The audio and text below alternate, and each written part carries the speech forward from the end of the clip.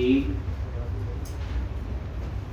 जो करना है वो समझ के करनी होती है, याद रखना। एक मैंने एक सर से एक ही चीज पूछी, एक दो बच्चों की देशों में, बाकियों ने तो लिखा ही हुआ था। तो समझना है। अगर मैं अब आपको देखो, जिसने समझ के किया ना, अभी मैं कोई चीज को 5 मिनट में करके दिखा देता, और जिसने समझ के नहीं किया, सिर्फ लिखा है और पुटी आनी चाहिए, वो नहीं करता। आपको मैं अभी आपको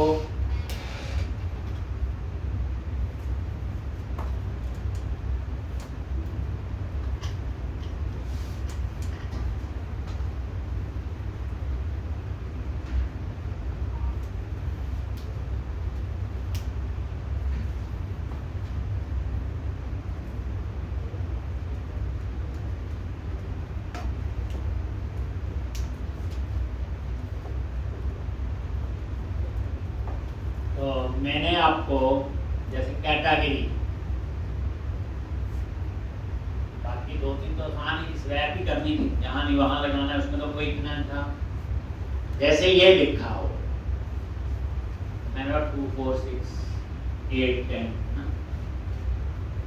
अब मैं चाहता हूं, यहां पे लिखा है 2 TOO, 4 FOUR,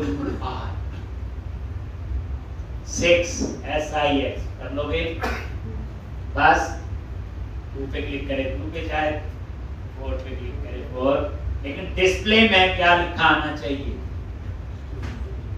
यानी डिस्प्ले में हमें लिखाना चाहिए वर्ड्स 2 4 6 8। करके देखना। अगर क्लास के बाद 5 मिनट में कर पाया कोई, तो इसलिए उसने असाइनमेंट समझ के की है। और नहीं कर पाया, अगर उसे 15 मिनट लग गए, आधा घंटा लग गया, इसका मतलब उसने रखे से असाइनमेंट की। समझे होंगे? तो ये करके देखना, आपको पता चल जाए। जो असाइनमेंट देता हूँ बच्चे समझ के करनी, अपने आप करनी, और इंटरनेट की हेल्प ले सकते, बस। ठीक, किसी को पूछोगे, मान लो मैं लैब में किसी ने तो की ये पहले ये लिख देंगे ऐसे है, आपको भी नहीं समझ। ठीक, तो आगे मैं और भी दूंगा असाइनमेंट्स, जरूर। ठीक, चलो अब हम लोग, मैंने लास्ट टाइम कहाँ छोड़ा था, जब हम ऐड न्यू कैटेगरी करते हैं तो ये आते हैं, सेव और बैक टू प्लेस। अब चाहे कवर टाइप में गए, ऐड न्यू वहां भी आ रही। तो लास्ट लेक्चर में मैंने बताया था तो रीयूजेबिलिटी है, और ये वाला जो है सेव और बैक टू लिस्ट, तो पता नहीं 100 जगह चाहिए मेरे को, कॉलम ही कम ज्यादा होंगे ना ऊपर वाले, ये तो सेम ही होगा सेव अपडेट। तो इसके लिए मैं बनाऊंगा पार्शियल व्यू रीयूजेबिलिटी के लिए। तो रीयूजेबिलिटी के लिए एक तो हम बनाते हैं क्लासेस, तो आगे अब देखा ही आपने। अब हम लोग पार्शियल कैसे, यहां पे आओ, मेन प्रोजेक्ट में गए, कहां बनाना है? मेन प्रोजेक्ट में व्यूज के अंदर शेयर। याद रखना, जो भी पार्शियल व्यू बनाना है वो शेयर के अंदर बनाना है, क्योंकि उसको फिर हम पूरे प्रोजेक्ट में यूज कर सकते हैं। जैसे अंडरस्कोर वैलिडेशन स्क्रिप्ट पार्शियल रोज यूज करते हैं वैलिडेशन के लिए। एक तो यहां पे शेयर फोल्डर पे राइट क्लिक करो, ऐड व्यू, और वही रेजर व्यू ऐड करो।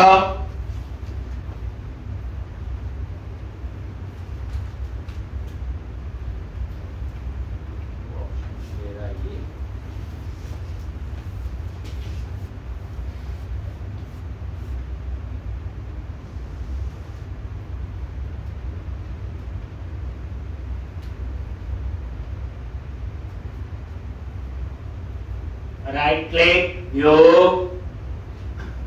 रेजर व्यू एम्प्टी जो आप यूज करते हो वही ले लो,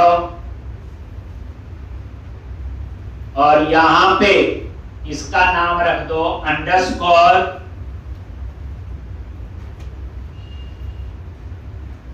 दो बनानी है, एक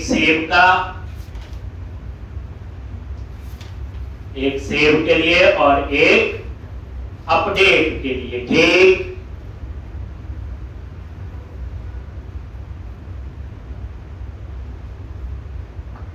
तो एक पार्शियल व्यू का नाम हम रखेंगे create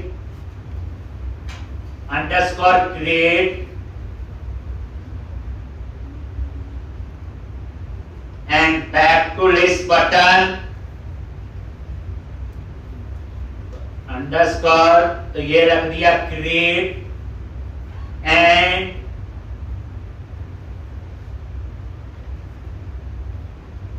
back to list button. ये लो जी, ये आपका एक पार्शियल व्यू बन गया। ये होगा सेव का और बैक टू लिस्ट। एक और बनाओ, शेयर पे राइट क्लिक किया, add view, razor view empty, और इसका नाम रखोगे क्रिएट की जगह कर दो edit and back to list button. समझोगे, ये अपडेट बनाओ।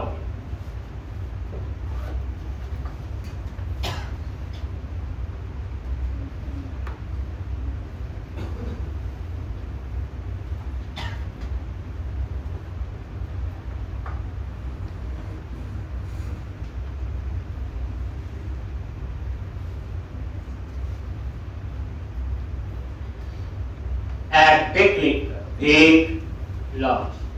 तो ये दो पार्शियल व्यू, मीनिंग समझ आ गया। Underscore create and back to list, underscore edit and back to list. अब आ जाओ underscore create and back to list button पे आगे, और यहां पे आपने क्या कोड लिखना, एक टेप क्लास रो, और यहां पे इक्वल डिवाइड टेप क्लास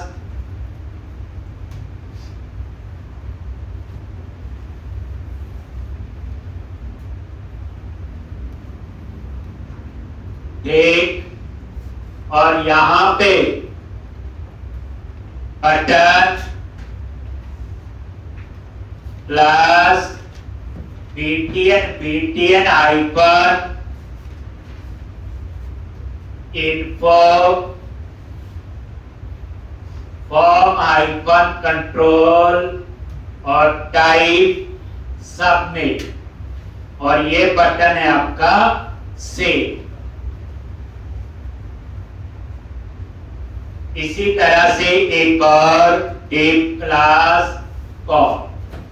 मैंने यहां कॉलम का साइज नहीं दिया तो इक्वल डिवाइड कर लेगा ये 6 रो पर ही है ना, रो में 12 कॉलम है, और यहां पे anchor ASP action index class BTN hyper success, और आगे क्या आएगा, form hyphen control add to list.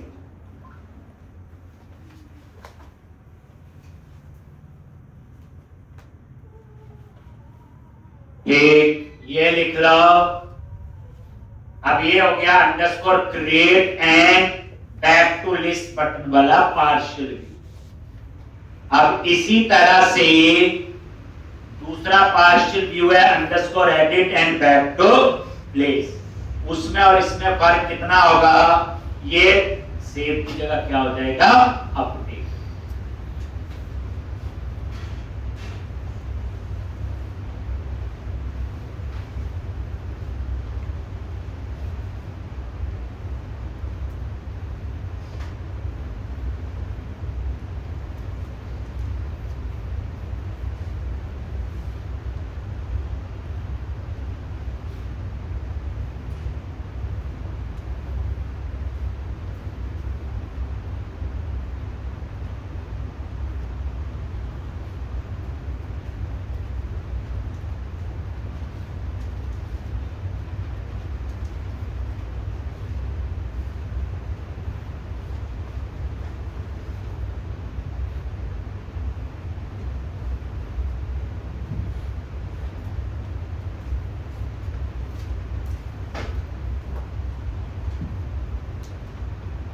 अब आ जाओ edit and back to list. ये दूसरे पार्शियल व्यू पे आ गए, सेम पेस्ट कर दो।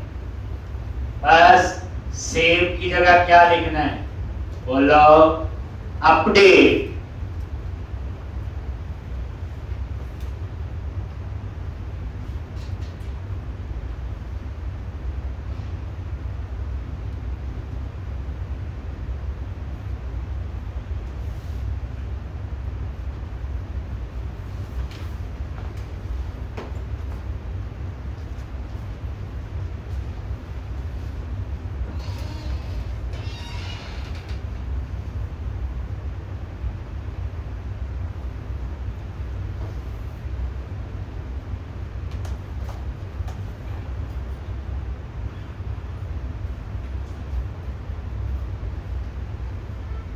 एक तो इस तरह से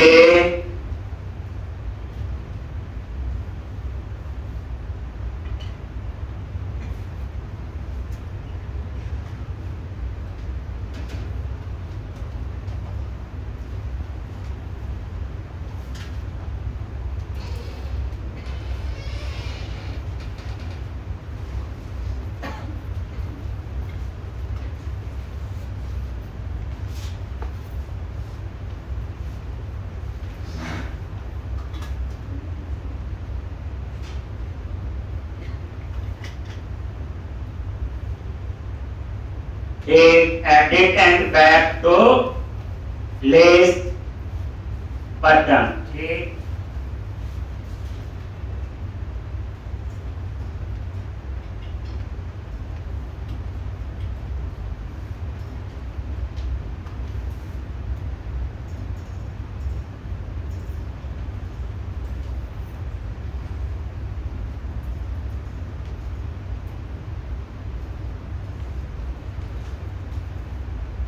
एक अब उसके बाद ये दो पार्शियल व्यू बन। ठीक, अब इनको कहां कॉल करना है, अरे ध्यान से देखें, कैटेगरी में भी और कवर टाइप में। जैसे कैटेगरी में गई और ये ऐड न्यू कैटेगरी, पहले इनको कमेंट बना दो, इसकी हमें जरूरत नहीं। क्या करोगे,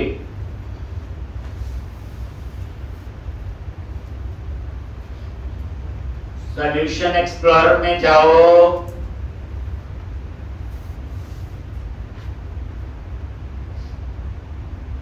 एक एरिया, एडमिन, कंट्रोलर और ये कैटेगरी, और कैटेगरी के अपसाइड पे जाओ, लॉजिक गो टू व्यू आगे, और ये अपसाइड में जो ये वाला कोड है जहां ये दो बटन लगे, इसको कमेंट बना दिया या डिलीट कर, और ये देखो ये दोनों अब हट जाने चाहिए जैसे हम रिफ्रेश करें। ठीक, अब इसके लिए क्या किया हमने, बटन लगा दिए।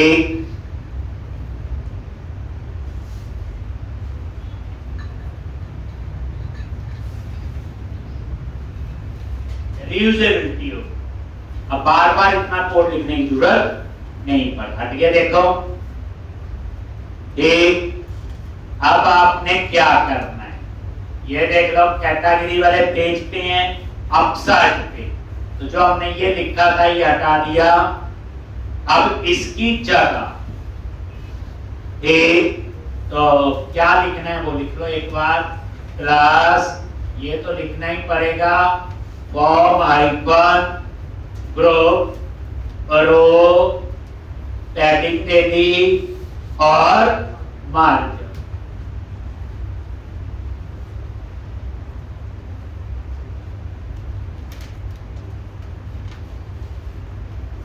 ठीक, अब इसके अंदर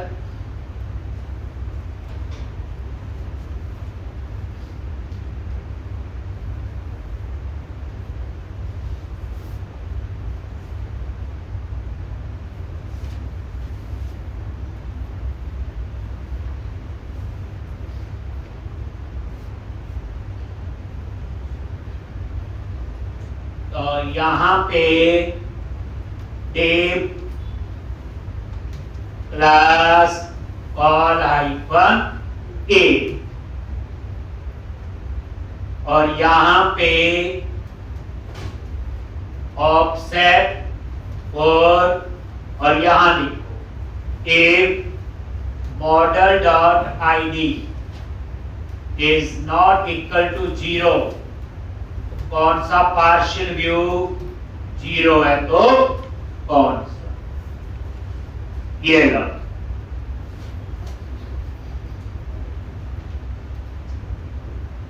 एक अब आप ये कोड है और यहाँ पे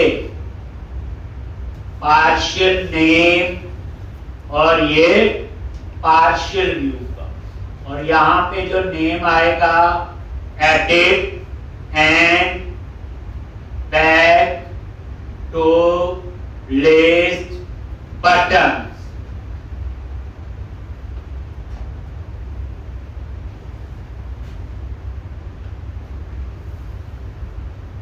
और यहाँ पे create and back to list button.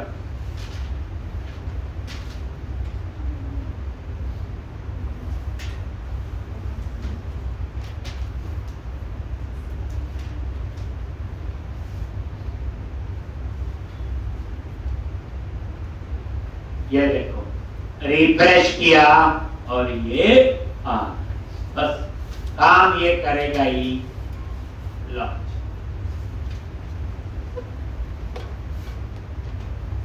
ये देखो बस एक सिर्फ पार्शियल व्यू को कॉल किया।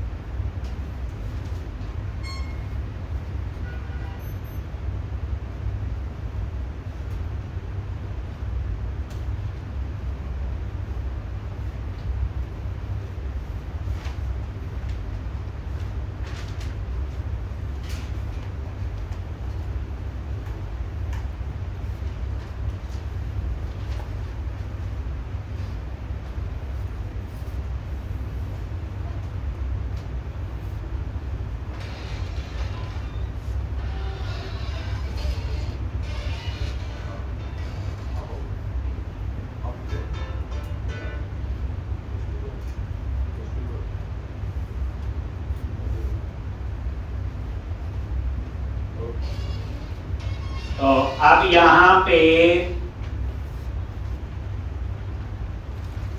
अब आप दूसरे पे ये तो हो गया। अब आ जाओ कवर टाइप पे, आगे ऐड न्यू कवर टाइप, अभी हटा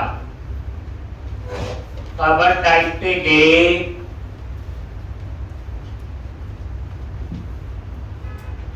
सॉल्यूशन एक्सप्लोरर में गए, कवर टाइप कंट्रोलर, और यहाँ पे अपसर्ट के व्यू पे आ जाओ, और इस सेव अपडेट की भी जरूरत नहीं है क्योंकि वो तो हमने नीचे दोनों से हटा देना आप लोग, इसके अपसर्ट से भी कैटेगरी में भी,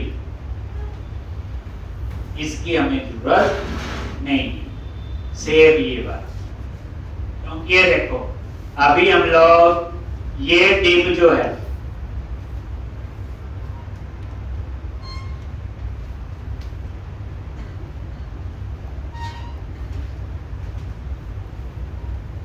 एक, और ये सेव किया और रिफ्रेश,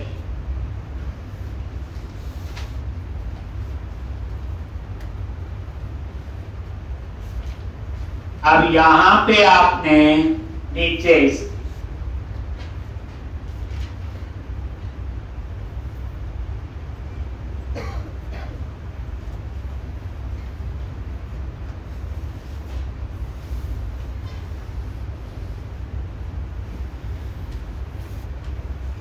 एक तो फिर यहां पे क्या लिखना है, टेप क्लास फॉर्म हाइपन रो, रो पैडिंग दे दी और मार्क, ठीक। और यहां पे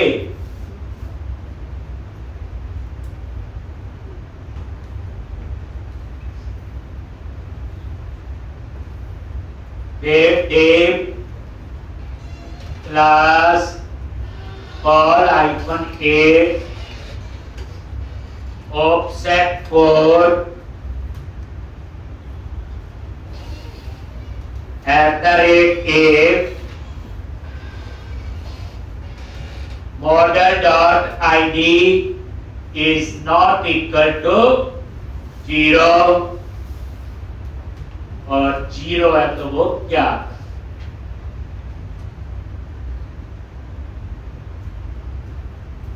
और यहां पे partial name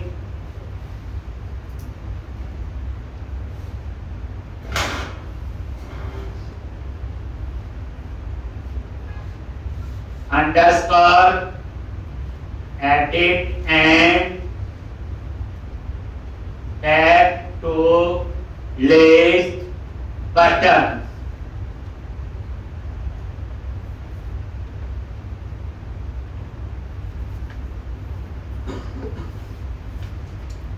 create and back to list button।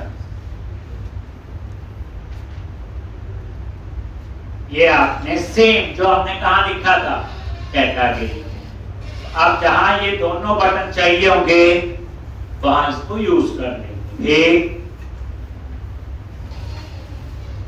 मान लो 100 पेज बनते हैं, 100 में से 95 तो 95 ये यूज हो जाएगा, 5 में हम छोटा मोटा जो करना होगा एज पर रिक्वायरमेंट हम चेंज कर देंगे। ये देख लो, रिफ्रेश करोगे या तो पार्शियल व्यू का फायदा ये बना लिया, और जहां कॉल करना बस इतना ही कोड लिख, ठीक है जी। अब हम शुरू करने जा रहे हैं नेक्स्ट मॉड्यूल प्रोडक्ट। शॉपिंग में तो प्रोडक्ट ही मेन होगा। कोई लैपटॉप की शॉपिंग करेगा, कोई बुक की शॉपिंग का होगा, कोई मूवी टिकट की शॉपिंग का होगा, कोई एयरलाइन, ये सारा ई कॉमर्स ही है जहां पैसे देने पड़ रहे हैं, किसी ने कॉलेज की फीस देनी है, तो ये सारा सिस्टम बच्चे ऐसा बनवा रहा हूं, सिर्फ प्रोडक्ट चेंज होगा, बाकी आपका सेम। एक हम तो बुक शॉपिंग का बना रहे हैं क्योंकि कैटेगरी कवर टाइप उसी हिसाब से हमने लिए। तो अब आप क्या करो जी, तो ये सारा क्लोज करो और नया मॉड्यूल। पहली बात याद रखना, उसमें पूरी रिवीजन होगी, सारे स्टेप्स दोबारा से होगी। नया मॉडल बनाएंगे प्रोडक्ट, बट इस बार रिपोजिटरी जो आई रिपोजिटरी वही यूज होगी। हम बनाएंगे आई प्रोडक्ट और आई प्रोडक्ट रिपोजिटरी और प्रोडक्ट रिपोजिटरी, उसको ऐड करेंगे आई यूनिट और वर्क में काम तैयार हो जाएगा। तो अब एक बार बच्चे शुरू से सारे स्टेप्स आपको पता होंगे। तो सबसे पहले हमने मॉडल्स पे जाके, जहां 2 मॉडल बने थे अब एक और बनाएंगे, कल को एक और बनेंगे। तो मॉडल्स पे राइट क्लिक किया, ऐड क्लास प्रोडक्ट,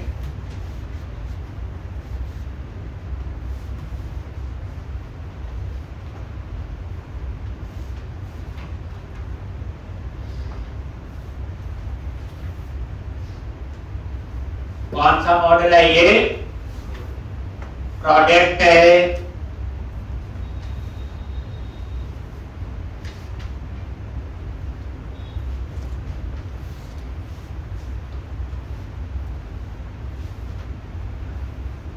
ठीक, अब यहां पे क्या क्या मंजर चाहिए, प्रोडक्ट आईडी चाहिए, प्रोडक्ट का नेम डिस्क्रिप्शन ऐसे चाहिए, प्राइस तो इसमें थोड़े कॉलम ज्यादा होंगे और ये कॉलम भी आपके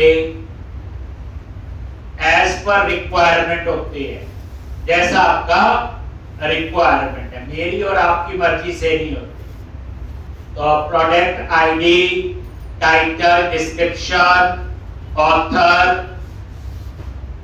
बुक शॉपिंग का बना रहे हैं, ये लिखो। प्रोडक्ट आईडी पता ही है, टाइटल बुक का टाइटल होगा, डिस्क्रिप्शन, ऑथर और बुक का ISBN नंबर, सबके ऊपर रिक्वायर्ड लिख दिया ताकि हम इसे खाली नहीं छोड़ सके।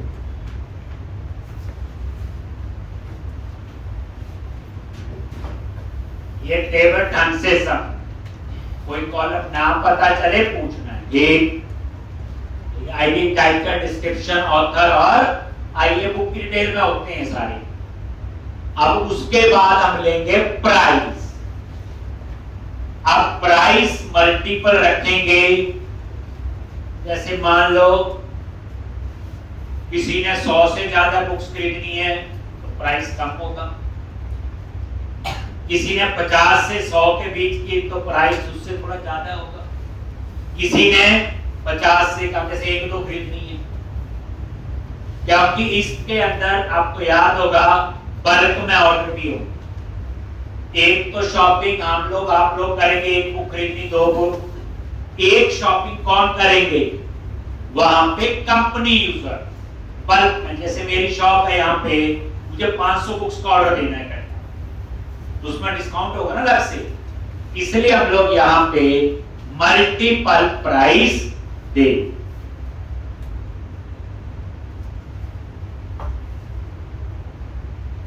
पहले लिख लो, समझ आ गया? मल्टीपल प्राइस डिस्काउंट जिसे कहते हैं, बट यहाँ क्लाइंट की रिक्वायरमेंट ऐसी हो, ऐसी बना देंगे। क्या है? एक, तो उसके बाद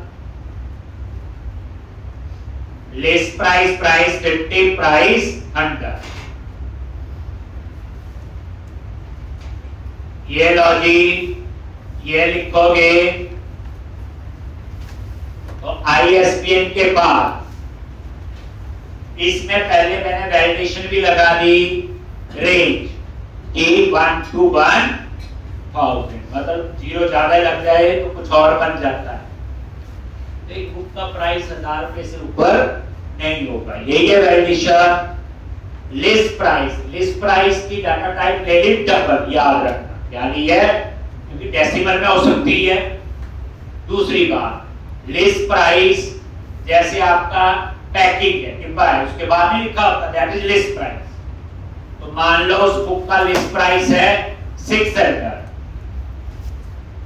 लेकिन बेचना कितने का है, ये प्राइस जो दूसरा कॉलम है कितने का, मान लो 600 रुपए प्रिंट प्राइस होता है ना, जैसे बेचना कितने का है 550। एक कमेंट बना के समझाने के लिए लिखा।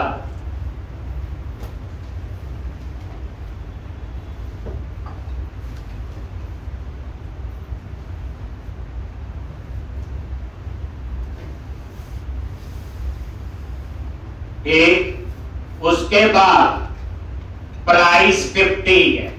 अगर किसी ने 50 बुक्स का ऑर्डर दिया,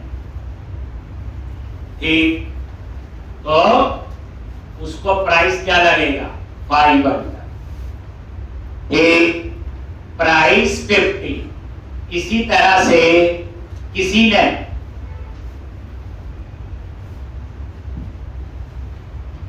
100 बुक्स का या उससे ज्यादा का, तो क्या लगेगा प्राइस, और 50। आप ये देखना लिस्ट प्राइस हो गया जो पैकिंग पे लिखा होता, बुक के बाद लिखा है, लेकिन बेचना कितने का है वो ये प्राइस हो गया।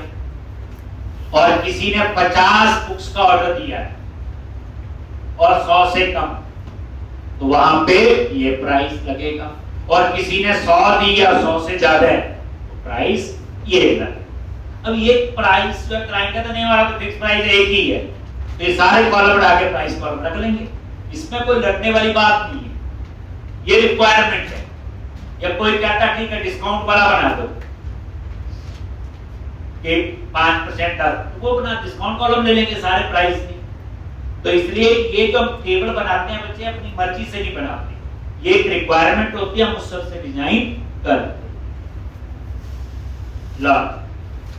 उसके बाद इमेज यूआरएल, फोटो भी होगी बुक, अभी देखिए होगी अमेज़न कहीं शॉपिंग करते होंगे,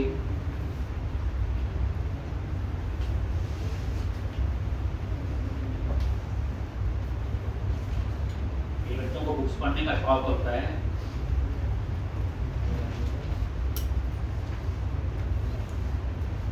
किसको शौक है बुक्स पढ़ने का? वैसे जनरली मार्केट जाके खरीदी होगी कभी ना कभी, चंडीगढ़ में खरीदी आके नहीं?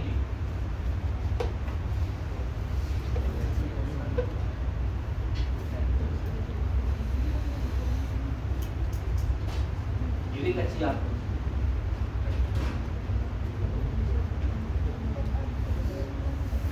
चलो एक चीज याद रखना बच्चे, जो जनरल कमी है, आप जॉब करोगे किसी आईटी कंपनी में, पहली बात याद रखना आईटी कंपनी में 90% क्लाइंट इंडिया के नहीं है और इनको हिंदी पंजाबी नहीं आती। इसलिए जो मैंने पहले दिन भी बोला था जब ज्वाइन किया था, ये आपने इम्प्रूव कर दे। अगर ये इम्प्रूव नहीं की, आप टेक्निकली भी जितने मर्जी स्ट्रॉन्ग हो तो हर्डल आपको आएगी। ये फर्स्ट से बोला हुआ टेक्निकल के साथ साथ ये भी होना चाहिए। आजकल तो पता ये कोड को लिखा मैं मिल जाता, ये जो प्रोजेक्ट बना रहा हूँ मैं पूरा आपको मान लो 35 घंटे लगाता हूँ, ये मैं 2 घंटे में बना सकता हूँ बाइक कोडिंग यूज कर। लेकिन उस कोड को समझना, उसको कस्टमाइज करना तो तभी कर सकते हैं जब ये चीजें आती होंगी। ज्यादातर लोग आजकल एआई में फंस रहे हैं, वो कोड प्रोजेक्ट बन गया अपने आप, लेकिन जब उस कोड में कोई एरर आ गई तो उस बेचारे को तो समझ ही नहीं है कि कौन सा कोड कहाँ क्या लिखा है। That's why हमें हैंड्स ऑन एक्सपीरियंस होना। लो जी,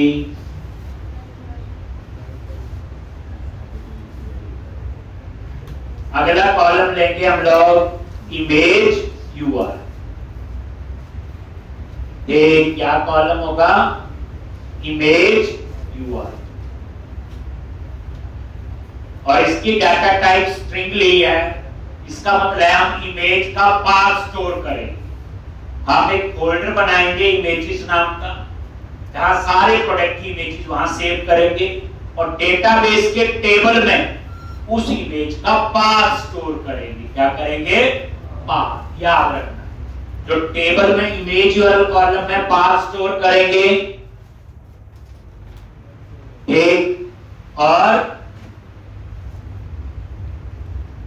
इमेज यूआरएल में हम क्या स्टोर करेंगे बच्चे? पाथ।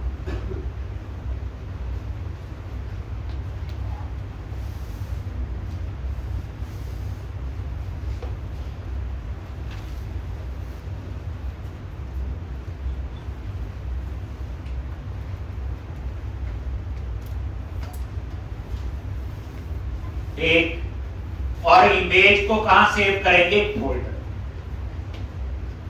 जो जनरल। लेकिन कई बार क्या रिक्वायरमेंट आती कि इमेज सिक्योर है, जैसे बैंक में सिग्नेचर वीडियो, तो उस केस में हम टेबल के अंदर भी सीधी स्टोर कर सकते हैं इमेज को, हमें किसी फोल्डर में रखने की जरूरत नहीं। ये भी करवाऊंगा किसी और जगह, किसी और प्रोजेक्ट में। उसके लिए डाटा टाइप अलग होती है। माइक्रोसॉफ्ट सिक्वल सर्वर में वेर बाइनरी मैक्स वो 0-1 में स्टोर करता है। ये सिक्योर इमेज है, बैंक में सिग्नेचर है, कोई हैक ना कर सके, तो टेबल के कॉलम में भी स्टोर कर सकते हैं वो आगे से। इसमें तो बुक की इमेज है, कोई हैक कर लेगा तो क्या फर्क पड़ेगा। इसलिए हर चीज का पता होना चाहिए। अब उसके बाद इमेज को मैनेज कैसे कर रहे हो? आप बोलोगे इमेज को एक फोल्डर में स्टोर करेंगे, इमेज का पाथ हम इमेज यूआरएल कॉलम में तो अब उसके बाद कैटेगरी आईडी और कवर टाइप फॉर्म की। ये बुक है कौन सी कैटेगरी, तो इसके लिए क्या लोगे, कैटेगरी आईडी और सारी कहानी पता ही है, और कवर टाइप आईडी। लो जी, फॉर्म की कैसे बनाते हैं, ये लो जी, कैटेगरी आईडी क्या लिया आपने, category ID, data type integer, और ये डिस्प्ले नेम है पता ही है तो, और ये रिक्वायर्ड। अब इसका फॉर्म की रिलेशन किसके साथ है, ये कैटेगरी के साथ। हमें इसके ऊपर फॉर्म की लिखने की जरूरत नहीं है, बताया हुआ, क्योंकि अगर कॉलम का नाम आपने क्या रख दिया, मॉडल का नेम और प्राइमरी की कॉलम, अगर मर्जी का नेम लिखा हो तो फॉर्म की यहां इसके आगे लिखना पड़ता है, करवाया। तो ये बच्चे टेबल का कॉलम नहीं है, ये तो सिर्फ रेफरेंस है। इसी तरह दूसरा देख लो, ये कवर टाइप, और ये देखो कवर टाइप आईडी, फॉर्म की किसके साथ है, कवर टाइप।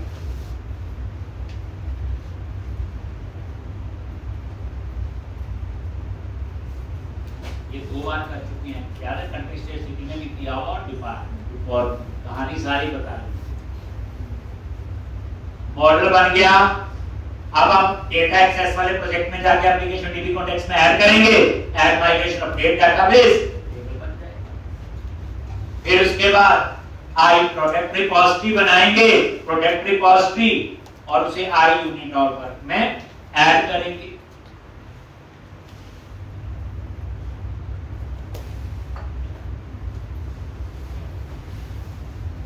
यार कितना टाइम लगा, तो प्रोडक्ट टेबल बनाना, उसमें क्या कॉलम लेंगे, प्राइमरी की, फॉर्म की, ये सारा किया। दैट्स व्हाई डेटाबेस का नॉलेज होना जरूरी। असाइनमेंट देता हूं बच्चे, समझ के करनी, पूरा टाइम होता है आपके पास। आप में से किस बच्चे ने ये वीकेंड पे पूरा प्रोजेक्ट शुरू से बनाया, कितना टाइम लगा, आपके बच्चे 5 6 7 कितना लगे, इधर लास्ट में एवरेज 4-5 घंटे लगे। इसका मतलब इस वीकेंड पे अगर काम देंगे 2 घंटे तो ऐड हो जाएंगे। और 1 सिटिंग में बनाया था, फिर तो नहीं, फोन तो नहीं उठाया था किसी का, बीच में खत्म करके उठा दे, साइलेंट कर दिया था फोन, उसका प्रिज्यूम करो ना, कंपनी में बैठे फोन साइलेंट करो, देख और काम शुरू करो, देख फील तो करो जॉब कैसी होती है। ठीक, अब आप पूरे प्रोजेक्ट को शुरू से लेके एंड तक इकट्ठा बनाओगे, एक लेवल तक होता है। रोज का छोटा छोटा बनाते हैं, जैसे आज क्या प्रोडक्ट मॉडल बनाए, क्या करना है इसमें सारा दिमाग क्या है, सिर्फ ये है कि टेबल कौन सा कॉलम, मैंने बता दी, उसमें आपने क्या किया। अब आप क्या करो, डेटा एक्सेस वाले प्रोजेक्ट पे जाओ और इसको ऐड करो। लो जी, डेटा एक्सेस, डेटा, और ये एप्लीकेशन डीबी कॉन्टेक्ट आता ही। एप्लीकेशन डीबी कॉन्टेक्ट पे गए, एक और ऐड कर लिया डीबी सेट, क्या नेम है, प्रोडक्ट, और यहां पे प्रोडक्ट, ठीक।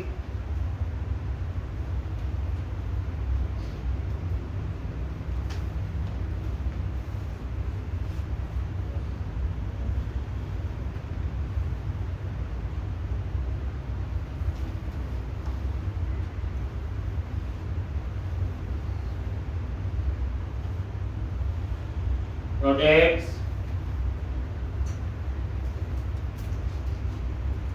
अब क्या करो,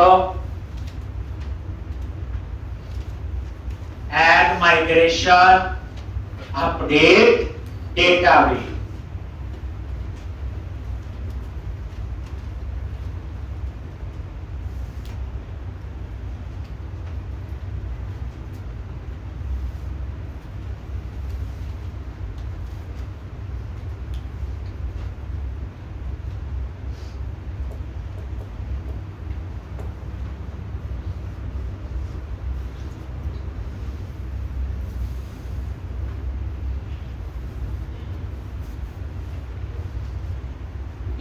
अब क्या करो, tools, NuGet, package manager, console, और यहां प्रोजेक्ट सेलेक्ट करो, डेटा एक्सेस।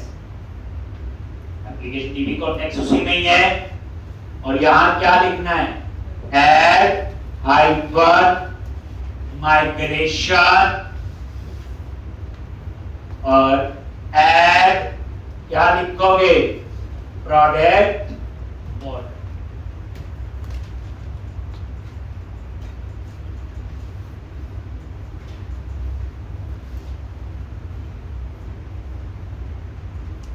असाइनमेंट देते हैं, एक्सपेरिमेंट भी किया, एक वाले बच्चे ने थोड़ा चेंज किया, दो ने, बाकी तो सेम ही लिखा हो। तो ये ऐसे भी हो सकता है कि और भी है करनी।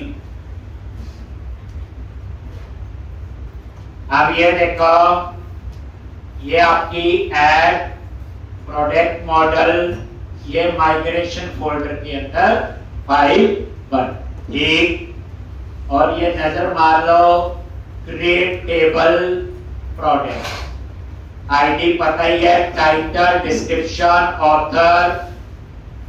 अब यहां नजर ISBN। अब ये देखो, जो डाटा टाइप डबल थी, उसका यहाँ पे क्या डाटा टाइप मिली, फ्लोट, क्योंकि डाटाबेस में डबल नहीं होती। बस ये एक्साइटमेंट थी, क्या लिया ठीक। बाकी तो आपका सेम है, ये कैटेगरी आईडी और ये कवर टाइप आईडी। तो वहां क्लास यूज की थी, प्राइस में डबल डाटा टाइप, डबल के लिए क्या होता है डाटाबेस में, फ्लोट। इन डाटाबेस में डबल होता ही नहीं। और उसके बाद ये देखो, प्रोडक्ट, ये फॉर्म की है, कैटेगरी आईडी, और किसके साथ है, टेबल का नाम है कैटेगरीज, और उसका प्राइमरी की कॉलम कौन सा है, इसी तरह दूसरी फॉर्म की देखो, cover type ID, table cover type के साथ है, कौन सा कॉलम है, हो गया। अब आप लास्ट कमांड क्या लिखोगे, पैकेज मैनेजर कंसोल, और यहां पे अपडेट आइकन डेटाबेस। ध्यान क्या रखना है, यहां पे डेटा एक्सेस,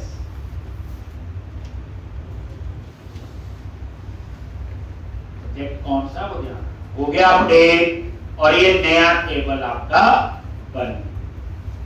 अब ये सारा क्लोज करो, चेक कर लेते हैं एक बार। Click on view, SQL server object explorer. आगे यहां पे, और यही इंस्टेंस है जो पहले वाला है, और यहां डेटाबेस में गई, और कौन सा हमारा ये है, और टेबल्स, तो ये देखो कैटेगरीज, कवर टाइप, और ये प्रोडक्ट्स, ठीक है। 7 टेबल ऑलरेडी बने हैं, जब यूज करेंगे आइडेंटिटी टेबल तब हो गया जी। तो इस तरह से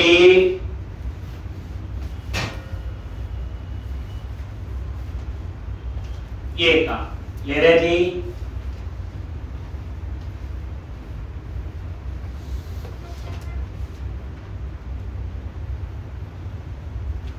अब हम आगे क्या करेंगे, नेक्स्ट स्टेप है आपका टेबल बन चुका है, फिर बनाएंगे इसकी रिपोजिटरी। तो देखो डेटा एक्सेस में गए और रिपोजिटरी, और ये आई repository folder.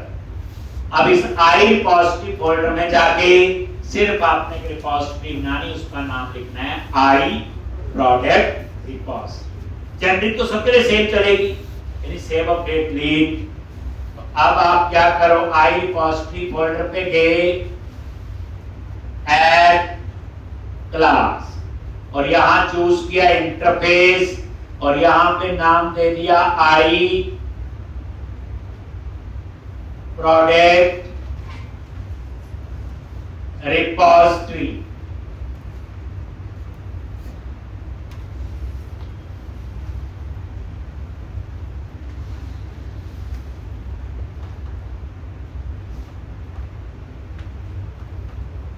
I product repository, और यहां पे public interface I product repose.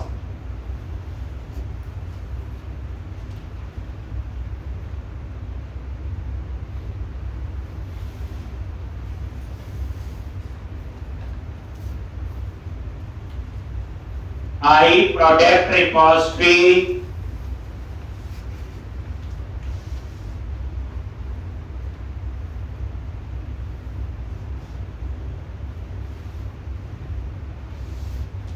और यहां पे क्या लिखोगे, आई रिपोजिटरी इंटरफेस, और ये किसके लिए है, प्रोडक्ट के। बस यहां पे आपको इतना ही लिखना है। अब यही आई कैटेगरी रिपोजिटरी में लिखा था, ऐसे आई कवर टाइप। यहां सिर्फ हम डायरेक्शन देते हैं कि प्रोडक्ट के लिए चले, कैटेगरी के लिए चले, या कवर टाइप के लिए, क्योंकि इंटरफेस तो आई रिपोजिटरी है। ठीक, अब आई रिपोजिटरी तो आपका जेनरिक है, टी दिया हुआ वहां पे, ये देखो, इस पे F12 प्रेस करो, ये देखो आई रिपोजिटरी, टी में क्या आ गया, प्रोडक्ट। अब ये सारी किसके लिए काम करेगी, प्रोडक्ट। अब हम बनाएंगे इसकी क्लास, ये इंटरफेस है, देन क्या बनाएंगे, क्लास।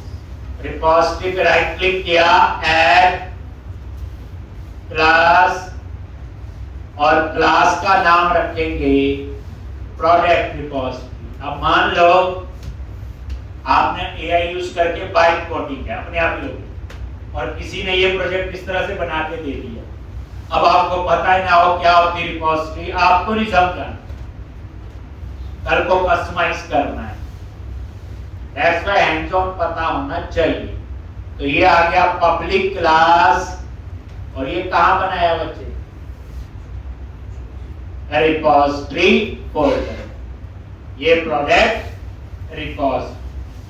अब यहां पे रिपोजिटरी क्लास इनहेरिट करो, पर किसके साथ यूज होगी, प्रोडक्ट, और कॉमा देके आई प्रोडक्ट रिपोजिटरी, जो प्रोडक्ट के लिए अभी इंटरफेस बनाया है।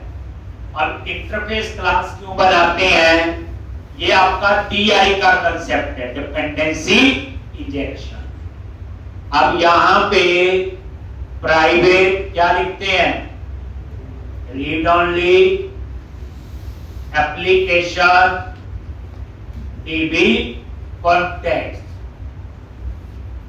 और उसके बाद कंस्ट्रक्टर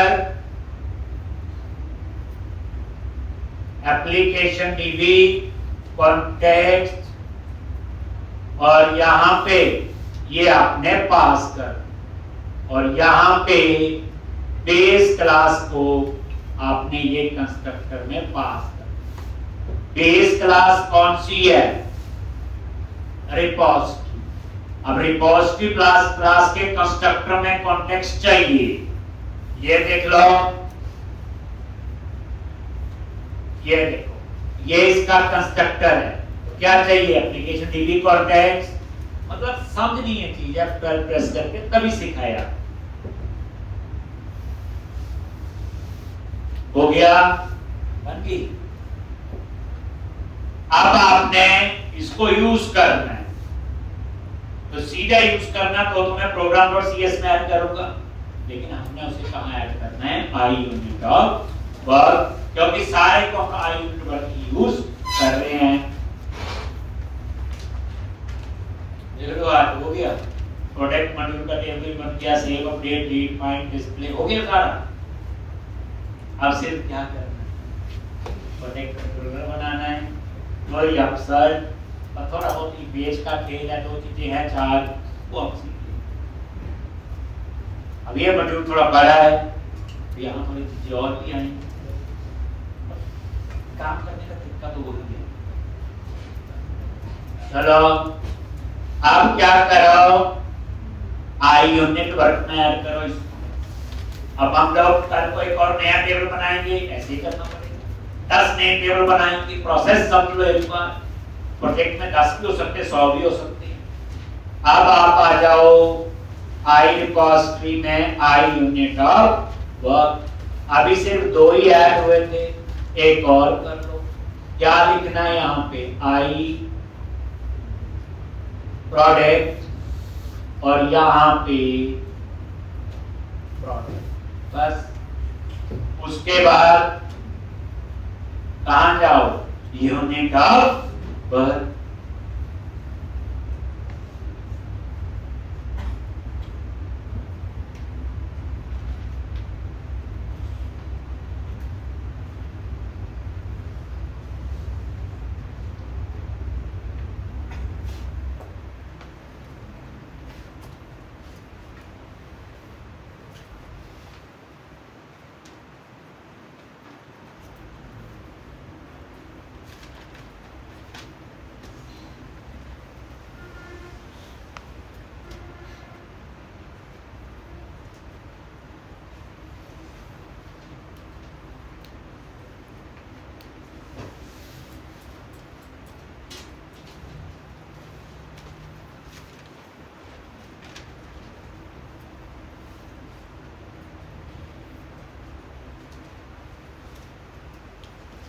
एक। अब यहां पे यूनिट ऑफ वर्क में आ जाओ, देखो इंटरफेस में एरर आ गया, क्योंकि एक और मेंबर इंप्लीमेंट करना है। तो जैसे आपने यहां पे I cover type, I category, same इसी तरह से यहां पे बस चेंज कर लो। क्या लिखना है, प्रोडक्ट, और ये प्रोडक्ट